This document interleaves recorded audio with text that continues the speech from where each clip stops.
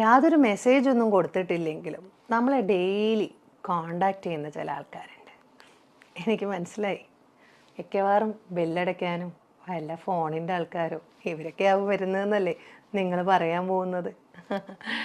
അങ്ങനെയല്ലാണ്ട് യാതൊന്നും പ്രതീക്ഷിക്കാതെ നിങ്ങൾ ഓക്കെ ആണോ, നിങ്ങൾ സുഖമാണോ എന്ന് അന്വേഷിക്കുന്ന ആൾക്കാർ. ഒരു പക്ഷേ ഇതൊന്നും ഇല്ലാത്ത ആൾക്കാരോട് ഈ പറയുന്ന ആൾക്കാരുണ്ടല്ലോ, ഈ ഫോണിൻ്റെ ആൾക്കാർ വരുമ്പോൾ നിങ്ങൾക്ക് ഇന്ന പുതിയ കാര്യമുണ്ട് അല്ലെങ്കിൽ പുതിയ റിംഗ് ടോൺ വന്നിട്ടുണ്ട് എന്നൊക്കെ പറയുമ്പോൾ ആരാരുമില്ലാത്തവന് അതൊക്കെ ഒരു സന്തോഷമാണ് എന്നുള്ളതാണ് ഒരു സത്യം.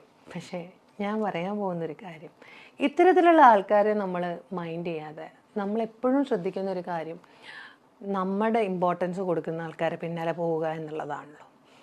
എന്നിട്ട് ഇത്രയും കാലം നിങ്ങൾ പോയിട്ട് എന്താണ് നിങ്ങൾക്ക് കിട്ടിയത്? ഇത്ര കാലം നിങ്ങൾ അവരെ പിന്നാലെ പോയിട്ട് നിങ്ങൾ അവരെ മനസ്സിലാക്കുമെന്ന് വിചാരിച്ചിട്ട് എന്താണ് നിങ്ങൾക്ക് സാധിച്ചത്? നിങ്ങൾ ഏറ്റവും കൂടുതൽ വിശ്വസിച്ച് നിങ്ങൾ ഏറ്റവും കൂടുതൽ അവരോട് പറഞ്ഞിട്ടുണ്ടാവുന്ന കാര്യങ്ങളുണ്ടാവും. നിങ്ങൾ വിഷമിക്കരുത്, നിങ്ങൾക്ക് ഇങ്ങനെയൊക്കെ ആണെങ്കിൽ അതേ കാരണങ്ങൾ കൊണ്ട് തന്നെ ആയിരിക്കും നിങ്ങൾ അവരിൽ നിന്ന് ഏറ്റവും കൂടുതൽ ഹേർട്ടായിട്ടുണ്ടാവും. എന്നിട്ടും നിങ്ങൾ അവരുടെ അടുത്തേക്ക് പോകുന്നത് അത് അവർക്ക് പെട്ടെന്നുള്ള ദേഷ്യത്തിലായിരിക്കും, പെട്ടെന്ന് അങ്ങനെ ആയിരിക്കും. അവർ വിഷമിക്കില്ലേ എന്ന് ഞാൻ മാറി നിന്നാൽ അവർ വിഷമിക്കില്ലേ എന്നൊരു തോട്ടായിരിക്കും. നിങ്ങൾ മാറി നിന്നതുകൊണ്ട് അങ്ങനെ അവർക്കൊരു വിഷമം തോന്നുന്നുണ്ടെങ്കിൽ, അത് മനസ്സിലാക്കിയിട്ടാണ് അവർ പ്രവർത്തിക്കുന്നതെങ്കിൽ ഒരിക്കലും അവരുടെ വായിൽ നിന്ന് അങ്ങനത്തെ മോശം വാക്കുകൾ വരില്ല. നിങ്ങൾ അത്രമേൽ സ്നേഹിക്കുന്ന ഒരു വ്യക്തിയാണെങ്കിൽ മറ്റുള്ളവരുടെ മുമ്പിൽ നിങ്ങളെ അപമാനിക്കുന്ന രീതിയിലേക്ക് അവരൊരിക്കലും കൊണ്ടുവരില്ല. കാരണം അവിടെ ശത്രുപക്ഷത്തിലേക്ക് നിൽക്കുന്ന രണ്ട് വ്യക്തികളായി മാറുകയാണ്. ആരാര് ജയിക്കുമെന്നൊരു ഫീലിങ്ങിലേക്ക് എത്തുമ്പോൾ അവിടെ ഇഷ്ടങ്ങൾ കുറവായിക്കൊണ്ടിരിക്കുകയാണ്. അത് മനസ്സിലാക്കുന്ന സമയത്ത് മാറുക, അതുതന്നെയാണ് അതിന് ഏറ്റവും വലിയ പ്രതിവിധി. നിങ്ങൾ അവിടെ നിന്ന് മാറി നിൽക്കുക.